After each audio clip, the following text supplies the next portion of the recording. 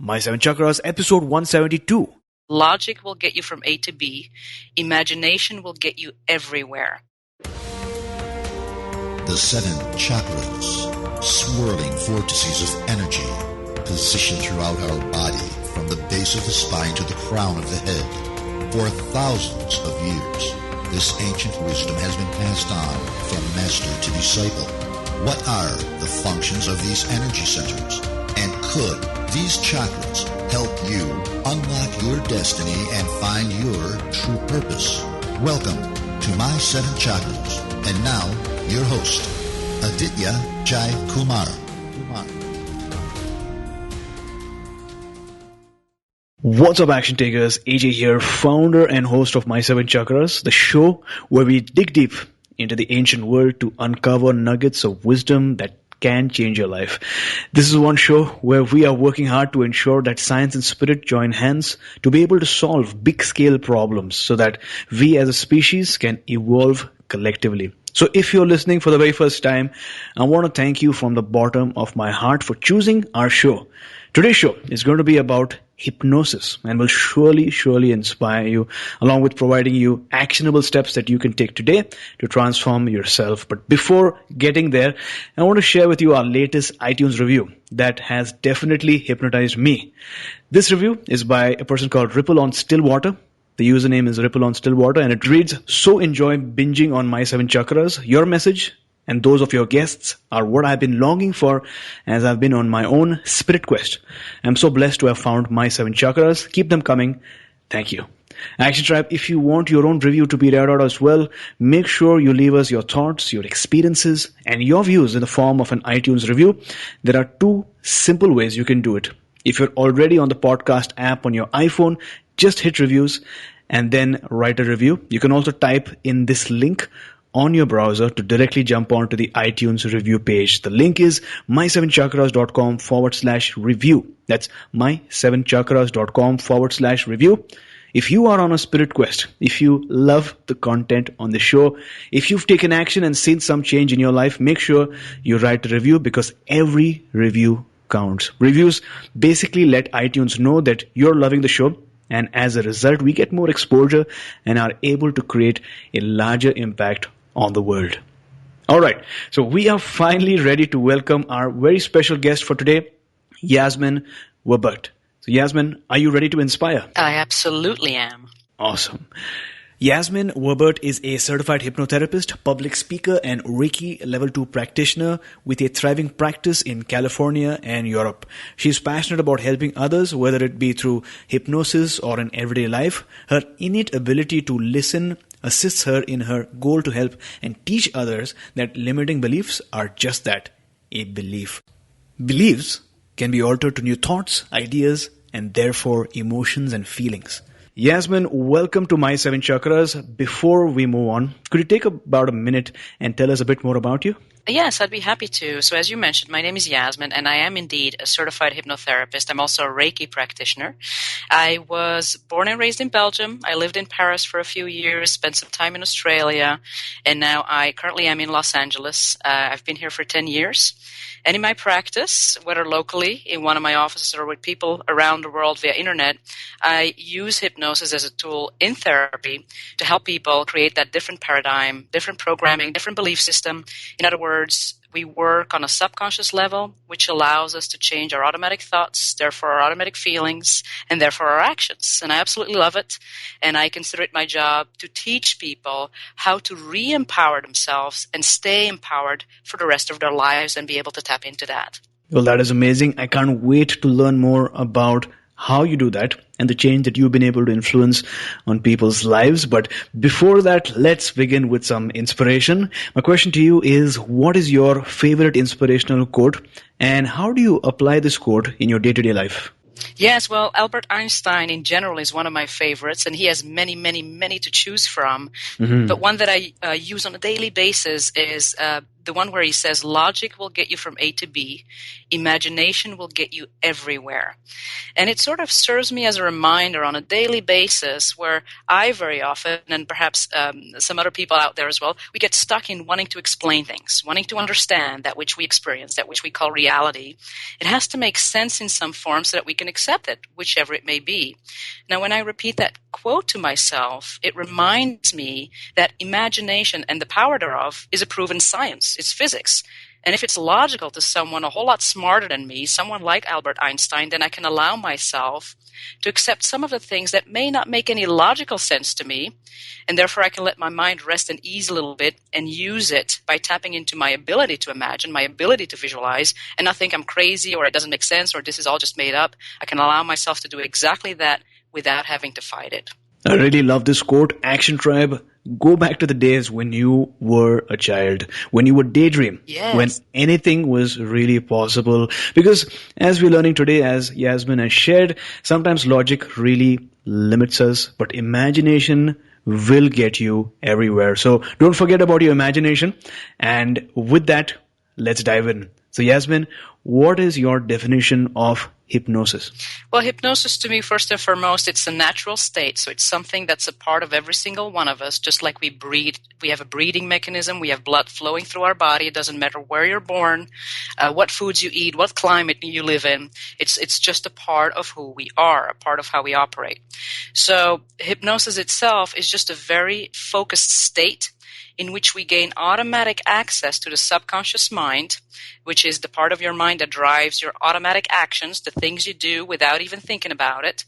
And by gaining access to that part of the mind, we can actually change the way you think, therefore change the way you feel and change the way you act, and change the outcome in your day-to-day experience.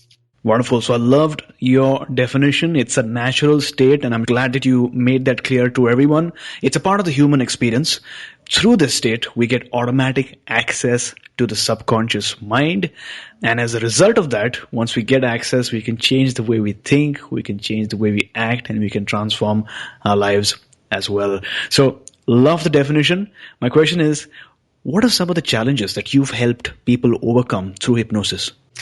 They are numerous because we're all different and we all have different perceptions and we all have different belief systems.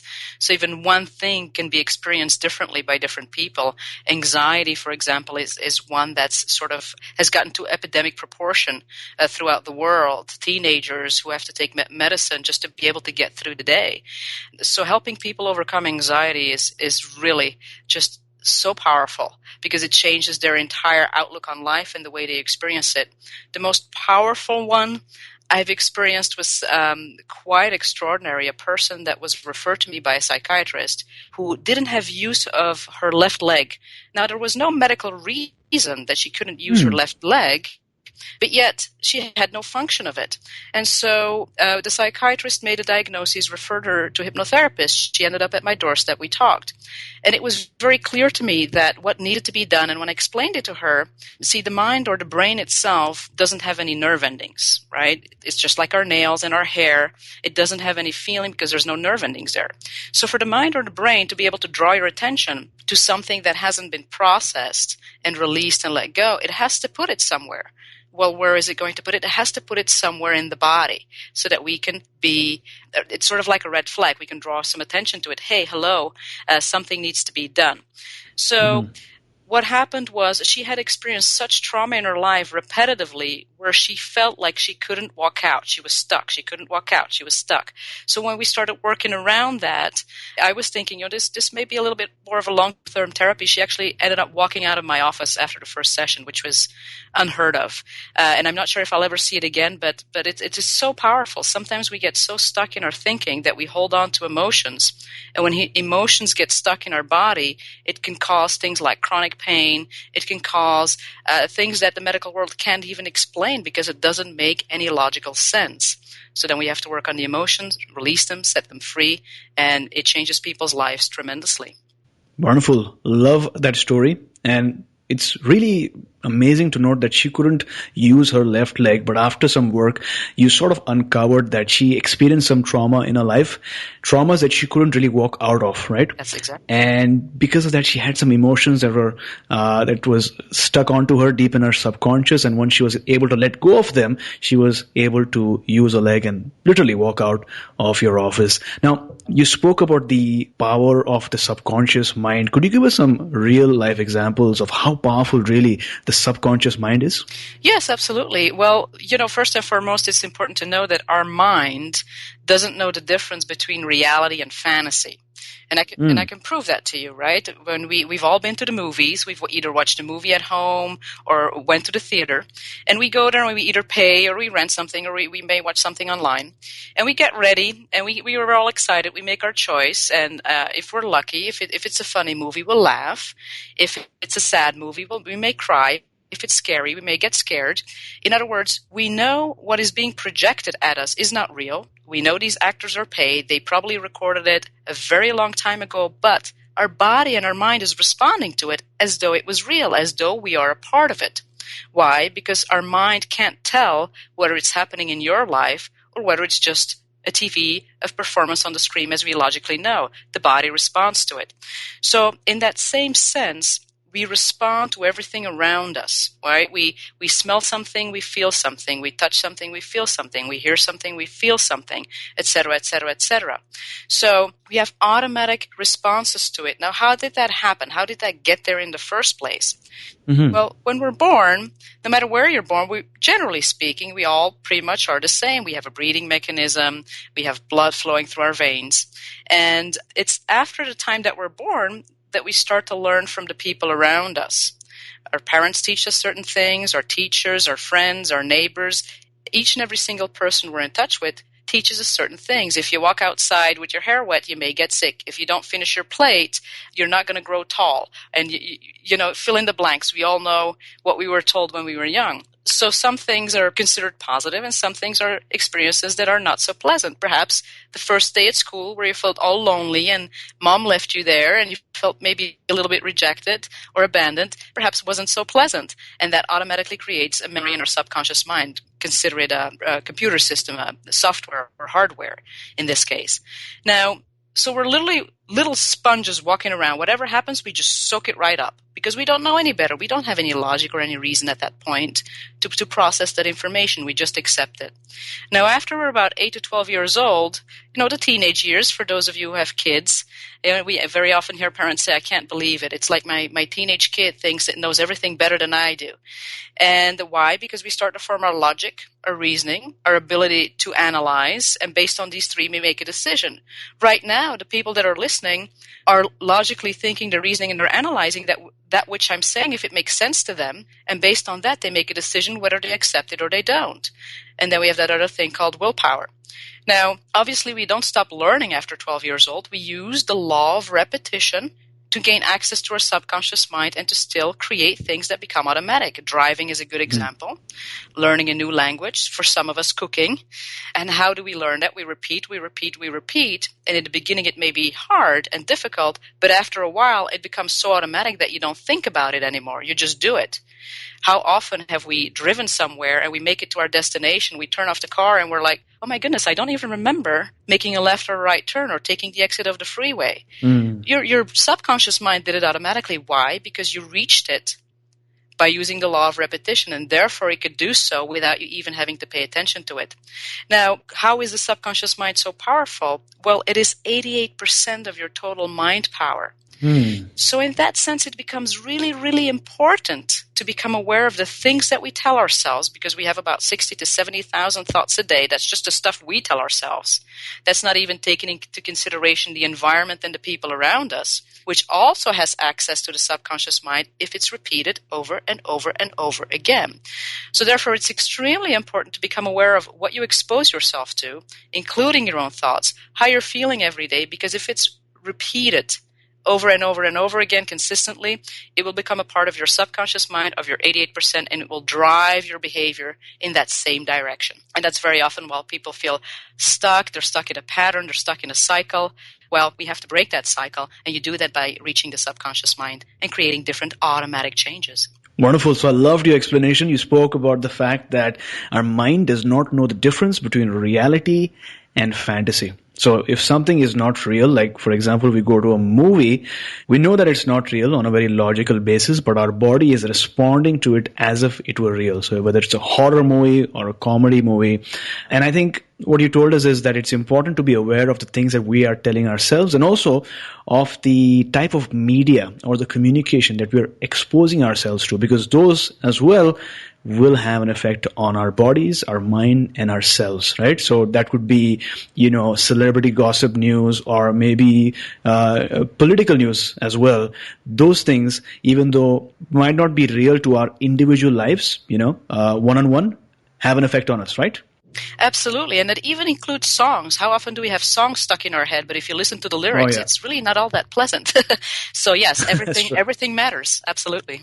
So based on your experience, why do people turn to hypnosis? Why is it so effective? Well, it's effective because we use a natural state, which opens access to the 88%, and that's why it's so effective. You go into the hardware of our system, if you will, and one hypnosis is sort of like a reset, a reboot of our system. It automatically creates some relaxation and some relief, because very often we're operating on a day-to-day basis on overdrive, right? Or if we were to compare our feelings and our thoughts and our being to a glass of water, and each and every single thing that hits us every day is a drop in that glass of water. The 60, 70,000 thoughts, the things that you mentioned that we see perhaps on social media or the news or whatever is happening around us is a drop of water in that glass. We have so many things that we're dealing with on a day-to-day basis. We are literally nonstop that glass of water is quickly overflowing. And all we're trying to do is just mop up that water and mop up that water and mop up that water. And we can't sleep well. We can't fall asleep. We can't stay asleep. So we don't even have the time to empty that glass of water. We start the day with that glass of water half full. Now what hypnosis does is it automatically, without me even giving any suggestions, it automatically empties out that glass of water so you can start fresh. And in addition to it, since we're working on that subconscious level on the 88% that drives your automatic behavior, we can create changes to the associations that are already there. In other words, the things that you've learned and picked up, your beliefs, your paradigm, there's many different words for it. We can create changes there so that it's more in line with what you logically want, what you consciously want, that's the little voice inside your head, so that you have 100% working for you, and that's when people start to see change. It's not that ping pong game going on in the head anymore. You don't have to just rely on willpower. You can use the power of your own mind, the thing that we all have, and create that automatic change. And therefore, as long as you logically still want the same thing, move 100% in the same direction. Got it. Now, in one of your videos, I noticed that you speak about the theory of the mind. Yes. So what exactly is this theory? Well, the theory of the mind literally comes down to explaining the subconscious mind and the conscious mind. So if we all were to use our imagination or our power to visualize, I know we can all do that. If we were to imagine that our mind is represented by this big circle, a big white circle, and we say that this circle represents 100% of our total mind power. As I mentioned before, when we are born, we all have primitive mechanisms that we come with. We didn't have to do anything. They were just given to us. One example is a breathing mechanism. There's also another mechanism within our primitive system that some of you may have heard of before. It's called fight, flight, freeze. There are other words for it. Psychology calls it the sympathetic, parasympathetic nervous system. There's also another word for it. It's called our basic instinct for survival. They're just labels. They're all indicating the same thing. And what does it mean? Well, literally thousands of years ago, when we were little cavemen and cavewomen running around, it was literal. We either had to fight to survive, knock the wild animal on the head and have lunch. Flight, meaning using our speed and agility to run away from that animal and survive. Or freeze, which we still have an animal that we know of today that still does that, the possum, right? When it sees a threat, it just freezes up. It's an automatic mechanism that's being triggered, and it waits until the threat is gone and then slowly comes back to life and just walks away. So those mechanisms, we still have them in our body and our mind as well. It's just that in today's society, we can't just fight or run away or freeze up because there's consequences to it, and then we have to deal with those consequences. Fight nowadays is the way we deal with our everyday stressors, with our everyday anxieties. For example, we're faced with a problem and we're going to try and find solutions. What are we going to do to overcome it, to fight it? Flight is for many people, how do we respond to that? Drugs, alcohol, medication, you name it, video games, addictions. And then freeze is literally when we're talking about depression, not being able to move. You see it very often. We've unfortunately heard it recently with all these, let's call it terror attacks happening, where people literally were talking about fight, flight, and freeze. Some people were fighting and doing everything they could to get other people safe. Other people just ran away, and some experienced just, you can literally hear them say, I couldn't move. I was just standing there. I couldn't move. Somebody had to pull me out. In other words, their basic instinct for survival was activated. Now, from that moment on, from the time we're born till about 8 years old, as we mentioned, we're little sponges. We learn everything from everybody around us. We don't know any better. We just soak it up. And one thing can mean different things to different people. And our mind learns through identification and association. What does that mean? Is that one thing, one subject, one object has a certain feeling attached to it. You cannot separate the two. For example, grass, the smell of freshly mown grass, to some people may trigger memories of family and barbecue and summer and good times outside. For other people, it may trigger allergies, so not so pleasant memories. So one thing can have different reactions for different people. This is where we start to become different. And we do so by the people around us. We literally soak up their belief system, their words, their behavior, their patterns, and we mimic them. We all know that kids like to mimic their parents, right? Somebody said something, all of a sudden they'll come back from school with a word, wait a minute, where did you learn that? They soak all of that up. Now, after about 8 to 12 years old, we start to form within our mind something that we call the critical area of the mind. It's like a filter, like a bouncer at a nightclub, I always like to say.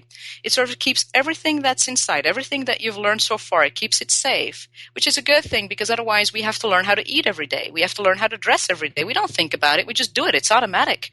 We don't pay attention to it. And now it means it keeps a lot of good things safe, but it also means it keeps some of the things safe that perhaps are not serving you anymore, perhaps that you now have a different opinion of.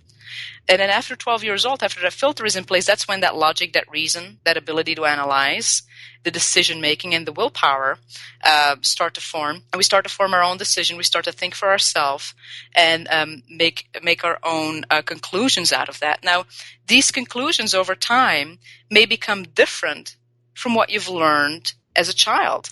So this is where the conflict kicks in. And I'll give you an example. Very often when we were raised in a family where mom or dad had to work really, really hard to bring the money in or to provide food on the table, we sort of automatically pick up this notion, if you want to be successful, you got to work hard. Life is a struggle. The bills, it's always a struggle when they come around, when we have to pay them. It just becomes automatic. We soak it up. And then very often at a later point in life, people went on and had an education and have everything it takes to be successful, but for some reason it just doesn't happen. And then they're like, well, I'm going to use my willpower, right? I thought about it, I reasoned, I made a decision, I'm going to be successful. I'm going to do what it takes, I have the knowledge, I studied, I have what it takes, and I'm going to take the actions to become successful in XYZ industry. And each and every single time, they find themselves in situations where maybe they just missed that promotion, or they have a setback, or they made a little bit more money, but then something happened to the car, the money goes out again. Well, you have that 88% that says, what are you trying to do here? It's not safe. It's a lot safer to struggle and to find ways, just keep things the same, because we have this thing called homeostasis. And a good example of that is, for example, when we are in a very warm area, what happens to our body? We start to sweat. Why is that? Because our body and our mind want to keep us at the same temperature. Their functioning is to keep everything the same. And that's subconscious in nature, and we know that because it's automatic. You don't have to do something to sweat. It just happens. It's a mechanism that's triggered. Well, in that same sense, your subconscious mind, all of the old stuff that it's learned, everything that's in that database, in that programming, your subconscious mind and that critical filter is going to do everything it can to keep it the same, because everything that is different, whether we consider it good or bad consciously, the subconscious mind doesn't care. If it's different from what it knows, it's a threat. And it will do everything it can to drive your thoughts, therefore your feelings, and your actions away from that so that you stay the same. And therefore, very often, people who use affirmations, you will hear them say, yeah, after a while it got easier. Well, yes, because you were using the law of repetition to use your subconscious mind. So the more you use it and the more you repeat it, the more familiar it becomes to the subconscious mind up until the point where it can accept it. And then it can drive you in that direction. And that's when you start to see the change. So if you want to create real change, you have to involve your subconscious mind. There's just no way around it. Got it. So based on what you've shared with us, the thing that usually prevents a person from a transformation, right, or success in any field is the self-limiting belief that the person has, which is usually seated deep within the subconscious mind, right? Yeah. So what advice do you have for a person who wants to identify what those self-limiting beliefs are? Well, first it is, of course, becoming aware of what's happening in your experience right now. What's going on in your life? How are you feeling? And not generally, but really specifically in detail. Because we all have things that we don't like, but we also have things that we do like. All right? Life isn't all 100% negative or 100% positive. There's a variance in there. So it's about stopping for a moment and literally, as you go through the day, recognize what you don't like, why you don't like it, and what you would like to have instead. And go through the day like that. And it may take some time, and it takes some practice to become aware of that and to accept that which you are noticing.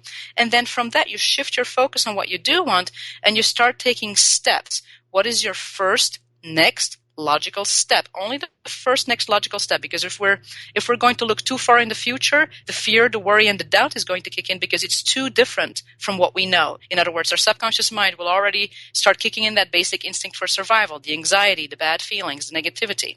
It's too big. So we want to stay close to home. What's my first next logical step? Now that I know what I do want, how can I get there? And some people may not even know. I don't even know what I like. I don't know what I want. Well, just go out there and do things. And you may experience things that, oh, no, this is not for me. I don't like this at all. But you may discover things that you didn't even know about that you're going to enjoy. And then it's a matter of starting to focus on that and consistently repeat it. Again, we need to use the law of repetition to gain access to the subconscious mind. We're not all hypnotherapists. But by the law of repetition, you can gain access. And the more you consistently go in that direction, take steps, drive your focus to it, the more your subconscious mind will see it as something that it recognizes it, doesn't see it as a threat anymore, and will start at that point, there's a tipping point where will start pushing you and helping you, not only working with you, but for you, and no longer against you because the threat is gone. And that's what I would like to suggest to people, step by step and focused on the best next logical step that you can take. Got it. Now, let's say one of our listeners listening to the show right now wants to learn hypnotherapy. How does one get started in this field? Well, it's interesting. It depends a little bit on where we are in the world. It's not a very regulated industry. So literally, there are YouTube videos on there where people will explain it on how to do it. It's not a very difficult thing. So to learn self-hypnosis, for example, is very easy. To become a hypnotherapist, there are different schools out there. I went to what is called HMI, the Hypnosis Motivation Institute, which is located here locally in LA, Los Angeles, but they also have an online program. So people all over the world are signing up for this course. It's a year-long course. It's the longest one to my knowledge that's available, the most intense one that's available, because it doesn't only focus on hypnosis, because putting somebody in the state of hypnosis isn't all that difficult, but it's really about what do you do with it? How do you do the therapy? How do you listen to what people are saying, and how do you use that information to create a change that's acceptable to them and not rejected by the subconscious mind? So there are many different courses out there that are available online. There are even weekend courses that are available, other hypnotherapists that certified other people. I don't recommend them, but if people want to use it for themselves, I think it's definitely valuable. Of course, the thing is, knowing how to put people in hypnosis doesn't necessarily mean that you can guide them safely to change and comfortably to where they want to be. So there are a lot of resources online that people can go to and can learn how to do this for themselves. Got it. So I love that you state the difference between putting a person in a state of hypnosis and then guiding them to that transformation, right? So it's like a two-step process, not just the first step, but also ensuring that the person is guided towards that transformation. Now, let's say a person is not ready to take the steps to learn self-hypnosis right now, or does not want to become a hypnotherapist, but wants some support, wants some help, what can a person expect from a hypnotherapy session? There are many, many hypnotherapists out there, and I'm pretty sure we all have different methods. The way it works for me is I always, of course, want to know what is happening, what is going on, and dig a little bit deeper. So my first sessions are typically an hour and a half, and the first part is just cognitively talking. I want to understand what is happening. What are sometimes we don't realize we say certain things, but there's really something behind it. So then I want to keep on going on that. And okay, what does this mean to you? And what does that mean to you? What's that really? To get to the core of the issue. And then I always take my time to explain hypnosis to them, to explain how it feels, to explain exactly what we're going to do in the session, and that I will point out each and every single step on the way. I also let them know that they're in perfect and total control and that they cannot get stuck into hypnosis. And I also do a little test during the first session because we all have a specific way of processing and learning information. Some of us are more visual, some of us are more auditory, some of us are a combination, and we all are either more direct in the way that we process information or we're more inferential. In other words, we all have both, but we're more dominant on one than the other. In other words, what does that mean? If I say to you, AJ, hey, you look great today, and you're more direct, you'll say, oh, thank you, and you don't think much of it. But if you're more inferential, and I say to you, hey, you look great today, you may say thank you, but 5 seconds later, your mind is going, what did she mean by that? Is there something wrong with my clothing? Did I spill something? Didn't I look good yesterday because she didn't say it to me yesterday? You start to look behind the meaning of what is being said. You start to analyze. So for me to be efficient as a hypnotherapist and to provide suggestions and wording, I need to know how you process information, because if you're inferential and I give you direct suggestions, your mind may just totally reject it because you're looking behind the meaning of things. So I have a little test that I do so that I can find out specifically to what degree people are dominant and to what degree people process information inferentially, and I use that and word my suggestions that way. And then I simply guide people in a state of hypnosis. The first session we go through several motions and we create a very deep state, a very deep sense of relaxation and inner calmness, so that in the future I can play with the different depths that we have been created. I record every session for my clients because it's really about them being able to re-listen to it over and over again, so that we use hypnosis and the law of repetition to be more efficient and to create that change in the fastest time possible that is comfortable and safe. And that is pretty much all there is to it. It is that simple. Got it. So, Yasmine, over the years, what has been the most transformational story that you've come across among your clients? Well, there are many. The most transformational one that I don't think I can ever forget is the lady that had no use of her leg. Her husband carried her inside and she walked out of my office. That was quite something. Other ones are people that come in relationship issues. They get stuck in certain patterns. They attract certain partners, and it's, the same thing seems to happen all over again, and they get attached and then they get rejected. And when you get them to break free of that, and they write back, listen, I met this amazing person. We're in a committed relationship. We're moving in together, and everything. I feel amazing. I feel great. Those are the favorite ones because it really transforms a person's life to a whole different level. Or the people that, were always passed by for promotions, and you work on their confidence, and all of a sudden, I remember one lady, 6 months later, she came in. I walked into my boss's office. I told him I want the promotion. I told him how much I wanted to make, and they just gave it to her.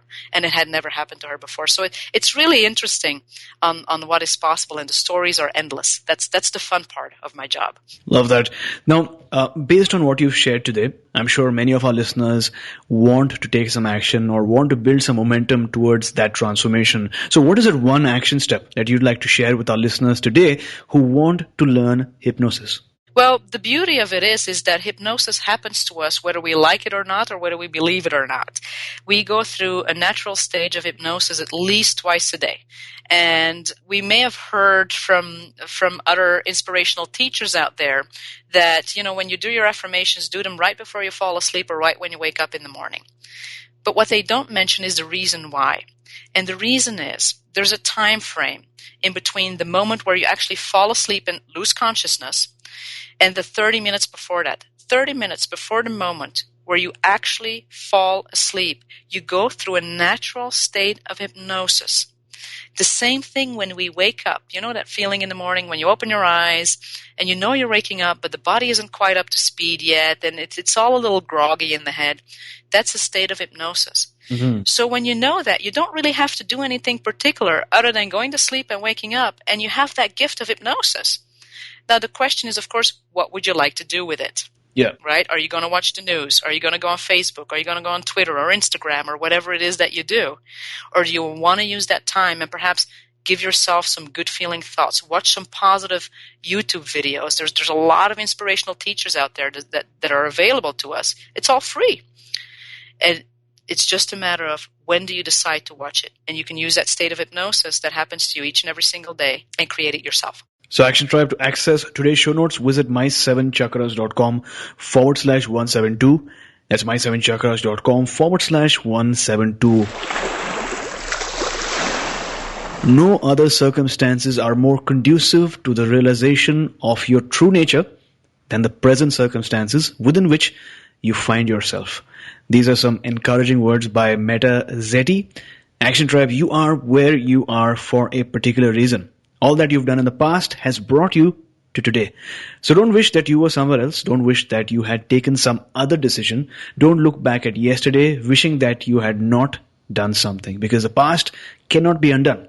Your present circumstances, no matter how bad it might be right now, can actually act as a fuel to propel you into your wildest dreams. It's really up to you whether you see your current circumstances as rocket fuel or as explosion fuel. So Yasmine, I'm pretty sure that you are no stranger to life's challenges as well. So talk to us about one major life challenge that you've experienced. What was your initial reaction to that challenge? And then what were some of the steps that you took to overcome that challenge?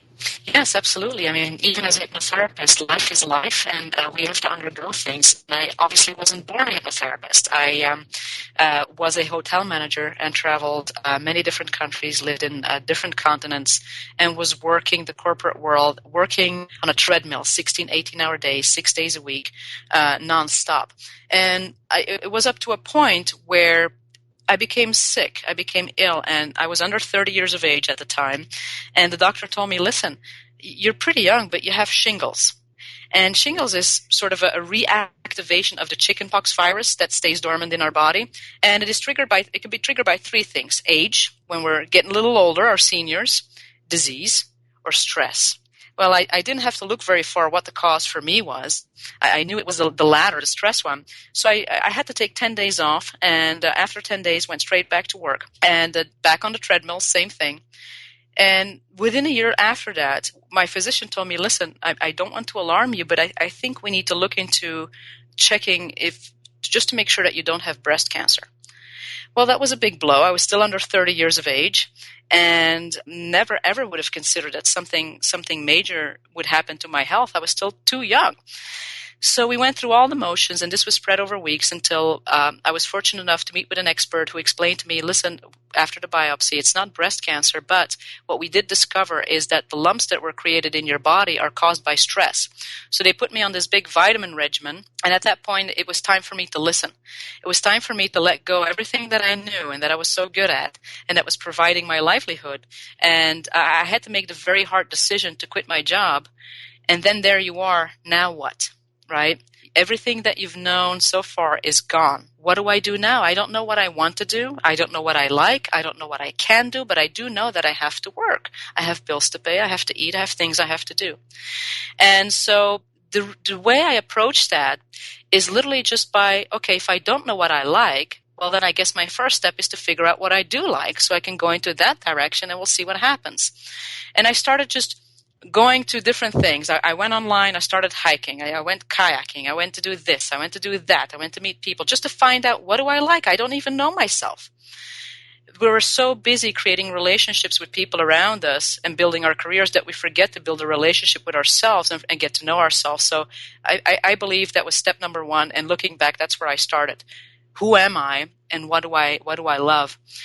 And throughout the course of that process, I found some free classes at that College of Hypnotherapy.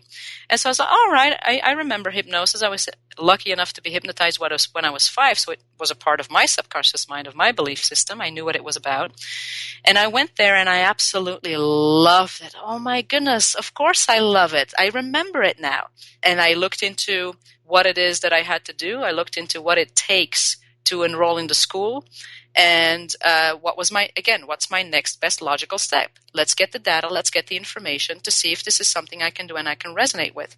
Well, it turned out that it wasn't all that simple, because at the time I was still in the process of obtaining the green card here in the U.S. And so without that green card, I couldn't get a student loan. Without a student loan, without the job, I couldn't afford to go. So it took me 2 years before I could actually enroll in the program. So from the moment that I knew what I finally found out what I loved, it took me 2 years. So that was a big barrier. That was 2 years of, okay, is this real? Lots of doubt, lots of fear. And so during those 2 years, what's my next best logical step to stay on track? Well, I have to find a job. So I found a job. During that process, what else can I do? What can I learn? Well, I can read about hypnosis, even though I'm not enrolled in the school. What's my next best logical step? And that's sort of the approach I took every single time. What's my next best logical step? What can I do now? And then here I am 5 years later as a hypnotherapist. It wasn't an easy process. It didn't happen one day to the next. It was a big barrier, a big challenge. But every single time when you focus on the best next logical step, it will guide you in that direction. And it's a whole lot easier when the path is laid out to you one by one, instead of trying to see from start to finish, because that we just simply cannot do. Mm-hmm. So in just one sentence, what is that one major life lesson that you would like to share with our listeners today? Breathe with focus and attention. Only focus on your next best logical step, and make sure you have a good night's sleep. Because with a good night's sleep, you empty that glass of water, and it's a whole lot easier to make decisions and to feel good. Mm-hmm. So I really love your story, because your story is really inspiring. Like you mentioned, you had certain experiences, and at a certain point, your childhood memories really kicked in. So you mentioned that you were on a job, you were working really hard, you got sick, and at one point you realized that you had shingles, right? Which you found out was either caused due to stress or aging. You took some days off. And then you went back to work, but things didn't really seem to improve. And in fact, after a year, you got another scare of breast cancer. After some tests, you realized it was not breast cancer, but that you found out that stress was really taking a toll on your life, and you had to make a decision. You decided to let go of your job, like you shared, which was hard, right? Because you had to find another way to earn your livelihood and find yourself. And that's exactly what you did. You find out, more about what you liked and what you disliked, and you found out about this hypnosis class, free lectures that you took. And as soon as you went there, your childhood memories kicked in, because you were hypnotized once as a kid and you enjoyed that experience. And then you found out that, yes, this is my path. But what I loved about your story is that at every stage, at every step, you just ask yourself this one question: what is my next best logical step? Which I think a lot of our listeners would be able to relate with, right? Because when you're trying to make a difference in your life, when you're trying to embark on a transformation, the whole thing might seem really huge and really overwhelming. But if you focus on the next best logical step, things become much more easier to act on. So thanks a lot, Yasmine, for that wonderful story. My pleasure. So Action Tribe, it's about time you stepped into your greatness. It's about time you embraced your mission, and it's about time you took responsibility for where you are and where you're going to be. The very fact that you're listening to this episode right now means that you've already started to listen to the still small voice inside of you. The voice that has been trying to communicate with you all your life. And I don't know you personally, but I do know that 2017 is going to be your best year ever. And I can feel it. As on today, you've got about 2 months to prepare for the grand beginning. And as Mark Twain once said, the 2 most important days in your life are the day that you were born and the day that you discover the reason why. You are very close to discovering your why. And Yasmine, as on today, what is your life's calling? What is your why?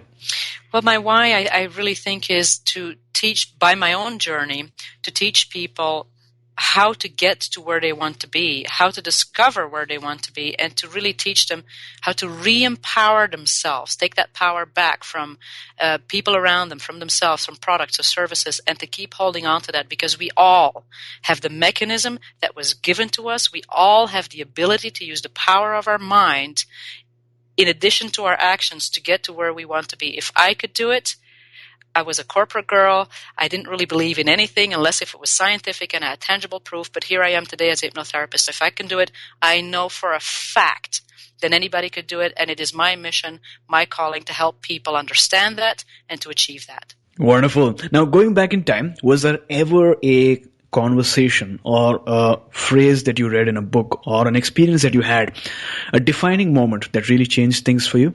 I when I read one of the Abraham Hicks books, Ask It, It's Given, and it has so many valuable processes and tools in there, because at the time I really, the channeling and the way it came about, I could not accept that. It was just beyond what I knew, and my subconscious mind was like, no, this doesn't make any sense. However, but the tools they have in there, after I had read that book, the simple 4 words, ask and it's given, all of a sudden made sense to me.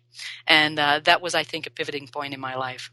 Well, that's amazing. I strongly believe that there are different types of books. Some books are so interesting books where it's about 200 pages and you read all of that. Some books where you just skim, right? You skim and you get the basic idea, the principles, and then you can go and take action.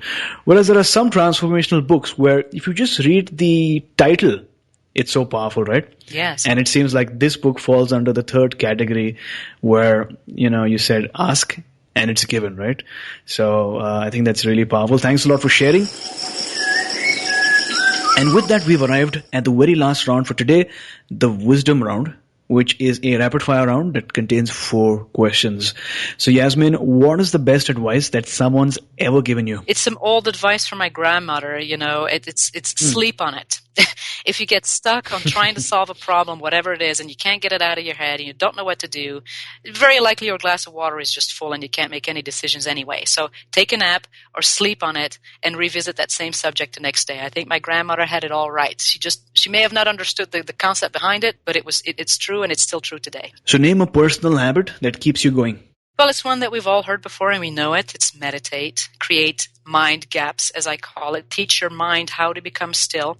And, the thing is, when we talk about the subconscious mind, the more you repeat it, the more your mind teaches to slow down. So you want to be consistent there. You want to teach yourself how to become calm and still, because in calmness is where there are answers, and in calmness we can make easy decisions, and when we can do that, it's a whole lot easier to move forward. Wonderful. So what is your morning routine like? My morning routine, I always, as soon as I open my eyes, I say a little prayer as soon as I wake up, and then I have to tend to my dog, walk her and feed her, which really allows me to slowly wake up to being outside with her and to be out in nature. And then after my morning routine, I'll make a list of 10 things I'm grateful for. And I also list the reasons why I'm grateful for it, because again, the mind learns through identification and association. We have to attach a feeling to it. When we talk about why, we start to feel things. And then I'll find some time to meditate, even if it's only 1 minute or 5 minutes. And I typically take the time to listen to a self-made hypnosis recording. And then it's just really straight to business, preparing for sessions, emails, and start the workday. Awesome. So as we speak, I can imagine our listeners really wanting to know, what is that one book that you'd like to recommend for them today? There's a tiny little book, as you imagine. Some books are really, really small that was written in the early 1900s, if I'm not mistaken. And it's called, and the title is so great. It's called The Game of Life and How to Play It. And it was written by a lady called Florence Scovel Shinn. And back in the day when she was writing it, this was really, she must have been thought of like a crazy person, a crazy lady. But when you read those little books, she has 3 of them, but The Game of Life and How to Play It, it's a tiny little book. It's quick to read, and it's a lot of fun, and so much wisdom in there. I highly recommend it. So action tribe for today's show notes. Visit my7chakras.com/172. That's my7chakras.com/172.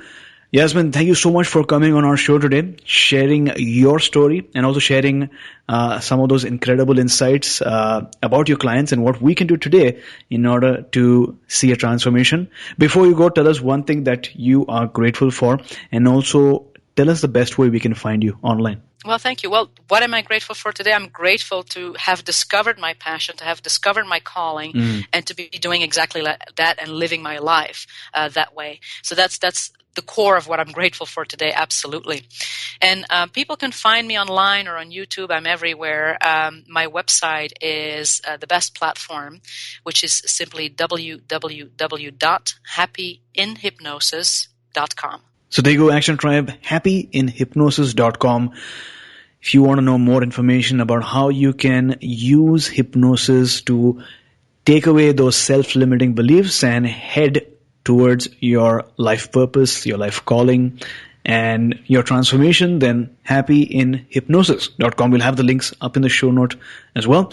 So Yasmine, thank you so much for coming on our show, talking to us about the power of hypnosis and the power of the subconscious mind, and taking us one step closer to a human revolution. Well, it was my pleasure, and I am very excited to have been part of the show. Thank you for having me, AJ. You were listening to My Seven Chakras. Go to mysevenchakras.com.